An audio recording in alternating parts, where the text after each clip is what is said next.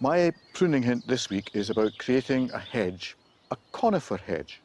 What you do with a conifer hedge is that you let it grow up to the height that you want it to be at, and then you trim it down to just below the final height. That's what that string is there for. I've put in a framework of canes to create an A shape so that the base of the hedge is wider than the top. I'm up a set of steps.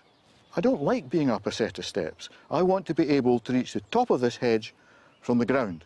So I'm taking it down to just below that string. We'll take that off there. And you have to remember that when you cut conifers, they don't grow tall again because you've stopped it, so it's going to bush out, and that's what we want. So that one's off. I'll take this one off here as well. Well, that's off there. This one is off here. And we then start to take in the shoots at the side in order to get the whole thing to thicken up. And with time, this will create a wonderful, thick hedge.